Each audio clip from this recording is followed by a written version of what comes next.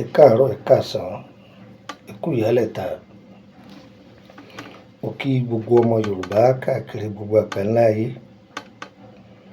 Ọ̀dẹ̀ ọ̀dà bí àní rí ń gbé sọnù bí ò sí bí ọmọ. Ẹlẹ́dàá wa ò ní takò wá. Àmín. Wọ́n fẹ́ kọ́ wa ní sáyẹ́ǹsì àwọn bàbá wa kan. Wọ́n máa pè é ní àjẹrà. Kí ni ohun tá à ń pè lájẹrà? Àní sì jẹ, àní sì mu. Tí a bá rí i pé bóyá òde ọ̀dà, òjò pé égún, òde ọ̀dà, ìtumọ̀ òwe tí ń pa ni pé bóyá èèyàn lọ sí òde kan, èèyàn jẹun kan, èèyàn rí i pé inú òun ṣe bákan. Tá bá bù lé lórí, tó bá jẹ́ pé èèyàn bá jẹ̀jẹ̀kújẹ, yóò pa òró rẹ̀. Ojú oorun ni, ojí ayé ni, àbí èyí tó tiẹ̀ ti wà lára tipẹ́ tí ń dára láàmú tá a mọ̀. Tí ẹ bá ń lò ó, kò ní jẹ́ kí àbọ̀dè aburú kó ṣiṣẹ́ nínú àgọ́ ara ẹni. Ọmọdé lò, àgbà lò, ẹ ṣe é sílé o. Ewé kan bẹ àwọn bàbá wa ń pè ní ewé etí erin, òun lẹ̀ ń wò yìí. Ewé tó gbajúmọ̀ ni. Ewé etí erin àwọn bàbá wa pè, tẹ́yìn onígẹ̀ẹ́sì ń pè ní aloe vera. Aloe vera yìí ẹ wà yóò pọ̀ díẹ̀. Eku asín ẹ tọ́jú ẹ̀ iyekíye tẹ́ ẹ bá rí. Egbò ìpẹ̀tà ẹ tọ́jú ẹ̀. Egbò ìpẹ̀tà tútù ló da, òun ló da. Ẹ pa pẹ́pẹ́pẹ́pẹ́, ẹ yọgi inú ẹ̀ kó èpo ara bí egbò yẹn, òun la nídìí. Ìṣẹ́ ẹ̀tà, ìṣẹ́ ẹ̀tà, ara ẹranko ní wà, ara ẹranko ẹ̀tà, ara rẹ̀ ní wà.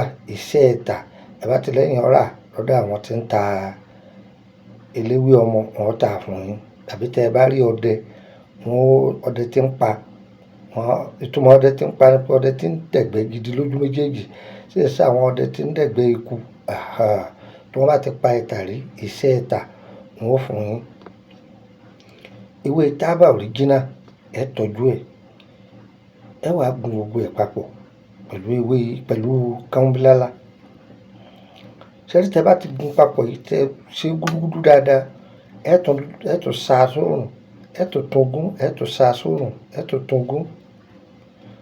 Ọ̀nà méjìlá lè gbà lò ó.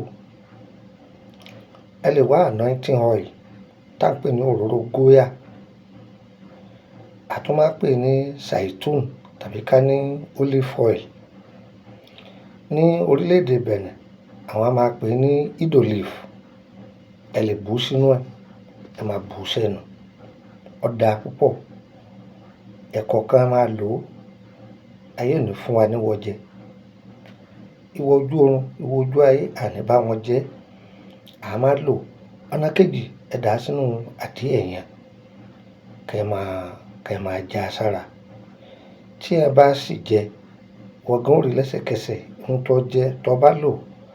Agbára ọba tí jẹ́ Ọlọ́run, ó yà dáalẹ̀. Tó, èmi ò lágbára o. Ọlọ́run ọba ló lágbára o. Ọba tó lágbára, òun ló lè wé, òun ló lè gbò. Ọlọ́run kó fàṣẹ sí. Mi ò yọ́ kù, mi ò di ikù, mi ò lé ikún, mi ò fi sáhun sí wa. Mo fún yín ó pé mo fi ṣoore fún yín ni. Tó bá ti wá dọ́wọ́ ìwọ náà fi ṣoore fẹ́ dẹ ẹgbẹ́ rẹ̀. Ọyẹ ẹ̀pin, kọ́kálé kọ́kákò, ẹ̀pin, ẹ̀pin, ẹ̀pin. Orúkọ mi ni Lukman ọmọ Ayédáre, bàbá ogún, ọmọ ọ̀dọ̀ àgbà. Tẹ́nìkan bá ní ọmọ ọ̀dọ̀ àgbà lòun, tẹ́ ẹ bá ti gbọ́ Lukman ọmọ Ayédáre kì í ṣe mí o. Bóńtọ̀ ń bá ní òun ni Lukman Ayédáre, ẹni kóńtọ̀ ń pè yín ní fídíò. Ẹ má wá jẹ́ ó gbé fídíò mi sí. Kẹ́ rí pé ẹjọ́ ń sọ̀rọ̀, ẹ sì ti wò ó bójú mi ti rí. Ẹ wò ó, mo kọ́, torí àwọn kan tí ń lo orúkọ mi. Ẹ jọ̀ọ́ torí Ọlọ́run o. Ayé ò ní forúkọ wa lu jìbìtì, ẹ jọ̀ọ́ nítorí Ọlọ́run o. Ìyẹn dúró síbẹ̀. Nọ́mbà orílẹ̀-èdè Benin, wọ́n ti fi nọ́mbà méjì kún. Ẹ lè máa pè é tẹ́lẹ̀ kó má lọ. Ń wàá fún yín ní bí wọ́n ṣe fi lélẹ̀ padà nísìn. Ṣẹ́rí nọ́mbà Nàìjíríà tí ń fi lẹ̀, òun ni WhatsApp tẹ́ ẹ máa bá mi sọ̀rọ̀ ńbẹ́ o. ọ̀rọ̀ tó bá wá bá mi sọ má bá mi sọ pé ẹ fi iṣẹ́ kan lẹ̀ ẹ bá kan lẹ́ lò ìní dán lóhùn rẹ o.